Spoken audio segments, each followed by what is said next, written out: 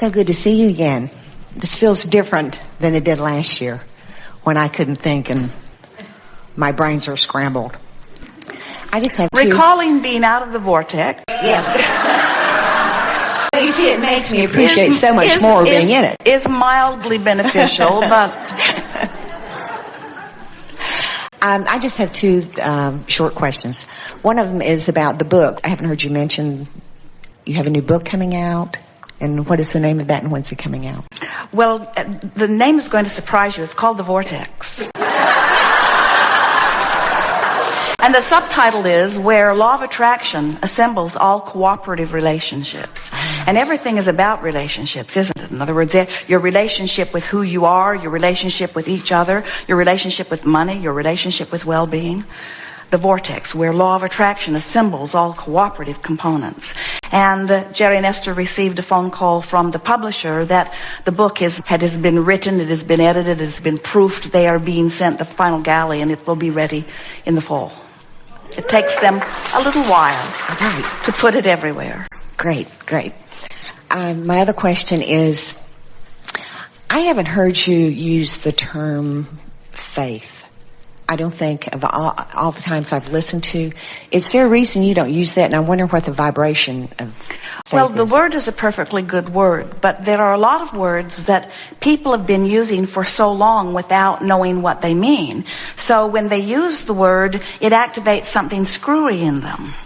So we can use the word faith, but first we have to tell you what it really is. So, for example, let's say that for whatever reason you're outside the vortex and you're not living something that you want. Something's going on that you don't want, or something's missing that you do want. So you've launched rockets of desire, and it's over here brewing in your vortex of creation. In other words, it is already done, really. Because when you ask, it's not only given, it's done. So your work then is to just catch up with it. But it's hard to believe something that you have no evidence for. It's hard to think thoughts you haven't thought, or to believe things that you have evidence to the contrary. In other words, people don't realize that when they believe in something, let's say they believe in cancer because they know a lot of people who have it, or they have heard the statistics. Well, all that means is that someone has held their vibration in a place that disallowed wellness, and they did it long enough that they have evidence of it. In other words, in the beginning, Esther would say, as if it should give her a free pass to focus on something negative, Abraham, but it's true. And we would say, we would use a different criteria than whether it's true or not. We would use the criteria, how does it feel? Does it feel good? And today we would use the criteria, can I be in the vortex and think about it at the same time? So where faith comes into this conversation is you might want more money, and you might have no conscious way of understanding how it's going to come to you, but you could have faith in law of attraction. You could know about law of attraction. You could know about the vortex. You could believe that you are source energy while you're here in this physical body. You could know that your emotions tell you that you are splitting your energy on this subject. You could have such knowledge of the laws of the universe and true faith in who you really are that even though you currently don't have any money, you would still feel the deliciousness of faith. Faith, in its purest form, is the absence of resistance, even when there's no physical evidence present. It's a knowing that the evidence defies. That's what faith is. But it's the physical manifested evidence that defies it. The real evidence is the way you feel. The real evidence is the emotional alignment, you see. Faith is having a handle on your thoughts and a handle on your emotions, and understanding that you can be in the vortex regardless of what is. So if I use the word faith for how I feel for what you're describing, and that feels good to me internally, and contented internally as I wait for whatever event or manifestation to occur. Well, most people, think about it, when people use the word faith, isn't that what they mean? It hasn't happened yet, but I have faith that it will. but you can really shore your faith up, because a lot of people use the word, I have faith that it will happen, just like I have had faith that will happen for the last 10 years, 20 years, 30 years. And after a while, that faith wears thin. In other words, you shouldn't need a lot of faith if you are understanding who you are and coming into the vortex, because when you get into the vortex, you don't need faith. You've got manifested evidence. You see, you only really need faith if you hold yourself apart from what you want. Look at it this way. So here's this vortex swirling, and all cooperative components have already been assembled. And let's say you're over here feeling hopeful. Well, if you're feeling hopeful, as faith would cause you to feel, you're close enough to this vortex that every now and again it's sweeping you in and showing you something that's making you even more knowing or believing, you see. If you're over here in fear, even though the vortex is spinning, you're far enough vibrationally from it that you're not getting drawn in. So if you're standing over here in the evidence of the absence of something that you want, but you know about the laws of the universe, you know that the larger part of you exists, we want to teach you faith in the laws and faith in who you really are. And then, when you can get yourself in the vortex anytime you want, being outside the vortex isn't so unpleasant. Esther will say, I'm having a step one moment. In other words, she doesn't feel guilty anymore when she's outside the vortex, because she knows that she signed on to be outside the vortex sometimes. She sometimes gets irritated with herself that she hangs around out there longer than she needs to. But in that case, she says, I'm just making really sure that I've got a lot of good stuff over here. Or she'll say to Jerry, let's talk about this. Let's get clarity. And Jerry will think, oh no, more clarity. More clarity. I think I'm as clear about this as I need to be. I'm clear that I don't want to talk about it anymore. I'm really clear. So when you know that you can't focus on things outside the vortex without feeling bad, but you do anyway, at least you know. In other words, when you have negative emotion and you know what it means, it's easy to have faith in the process. The only time it's hard to have faith is if you don't have any idea whatsoever why things happen the way they do. There are so many people who don't know about law of attraction, who don't know that the larger part of them still exists while they're here in this physical body, who don't realize that they're being called. There are so many people that have such a screwy basis that they are standing on that they don't have the basis for faith. You're talking about blind faith. Let's start in another place. When you know that you are source energy and that part of you has come forth into this physical body, and that here you have come to explore contrast, and that in doing so you will launch rockets of desire, and in doing so you will expand.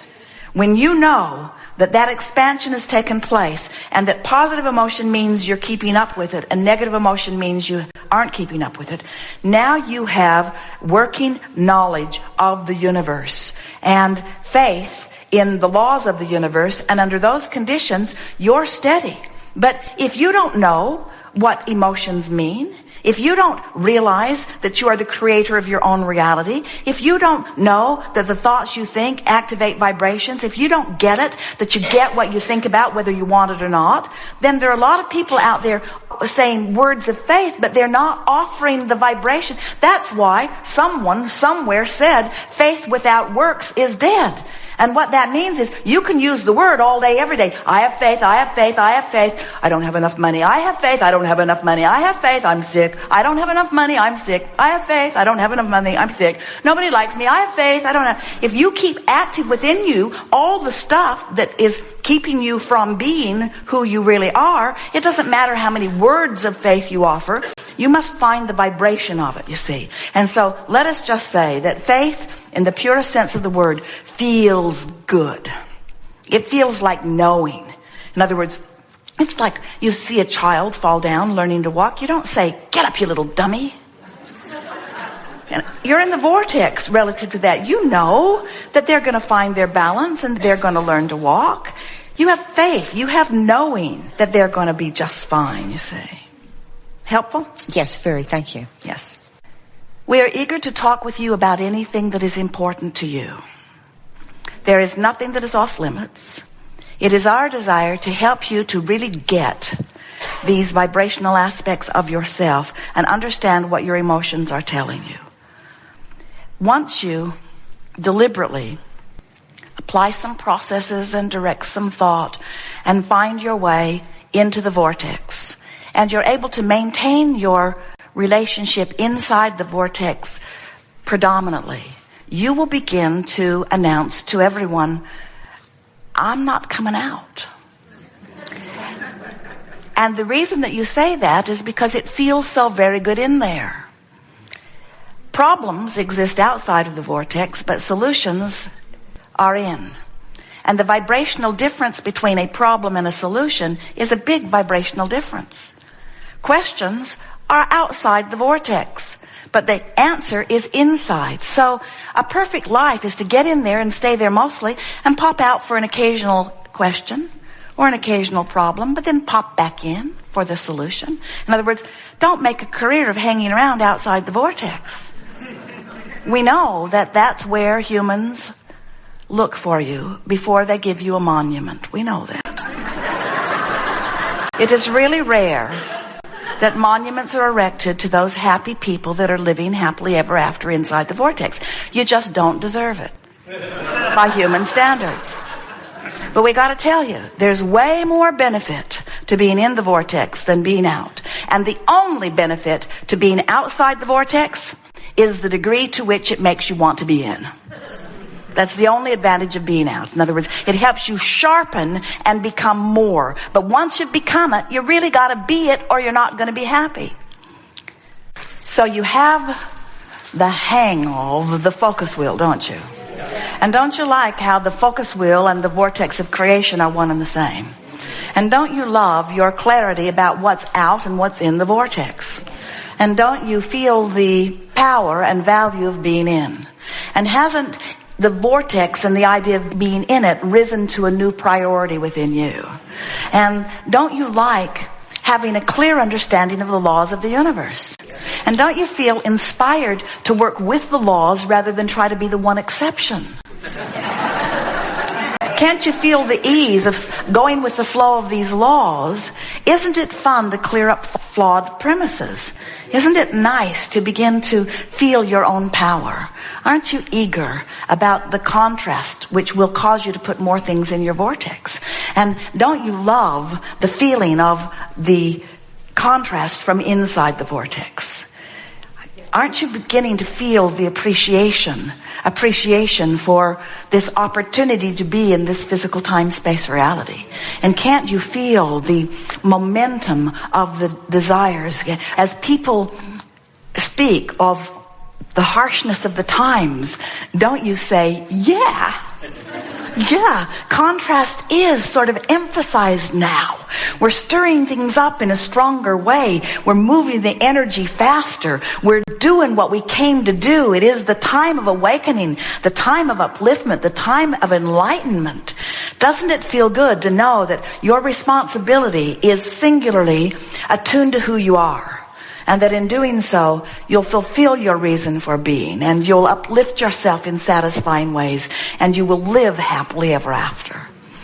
We have never enjoyed a conversation more than this conversation with you here today.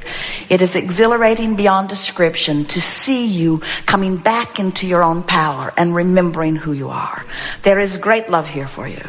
And as always, we remain eternally, blissfully, joyfully. There must be more words. Incomplete.